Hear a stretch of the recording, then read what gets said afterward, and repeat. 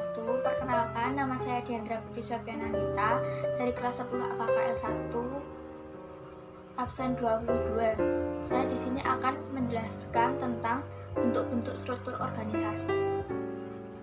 Bentuk-bentuk struktur organisasi yang biasanya digunakan dalam organisasi pada umumnya terdiri dari 3 bentuk, yaitu struktur organisasi fungsional, struktur organisasi divisional, dan struktur organisasi matriks. Yang pertama, struktur organisasi fungsional. Struktur organisasi fungsional merupakan struktur organisasi yang paling umum digunakan oleh suatu organisasi. Pembagian kerja dalam bentuk struktur organisasi fungsional ini dilakukan berdasarkan fungsi manajemennya, seperti keuangan, produksi, pemasaran, dan sumber daya manusianya. Karyawan-karyawan yang memiliki keterampilan atau skill dan tugas yang sama akan dikelompokkan bersama ke dalam suatu unit kerja. Struktur organisasi ini tepat untuk diterapkan pada organisasi atau perusahaan yang hanya menghasilkan beberapa jenis produk maupun layanan. Struktur organisasi bentuk ini dapat menekan biaya operasional, namun mengalami kesulitan dalam berkomunikasi antar unit kerja.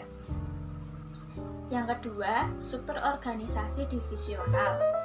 Struktur organisasi divisional adalah struktur organisasi yang dikelompokkan berdasarkan kesamaan produk, layanan, pasar, dan letak geografisnya. Organisasi bentuk divisional ini biasanya diterapkan di perusahaan yang berskala menengah ke atas. Hal ini dikarenakan biaya produksi akan lebih tinggi jika dibandingkan dengan bentuk organisasi fungsional. Yang ketiga, struktur organisasi matriks.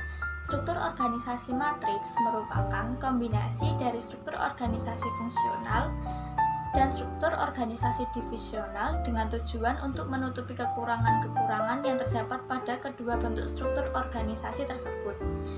Struktur organisasi matriks ini sering disebut juga dengan struktur organisasi proyek karena karyawan yang berada di unit kerja fungsional juga harus mengerjakan kegiatan atau tugas proyek-proyek organisasi yang ditugaskan kepadanya.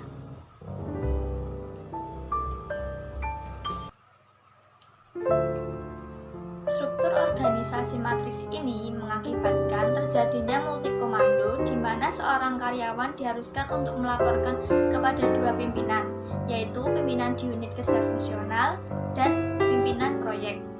Struktur organisasi ini biasanya digunakan oleh perusahaan yang berskala besar atau perusahaan multinasional. Demikian dari saya. Sekian dan terima kasih.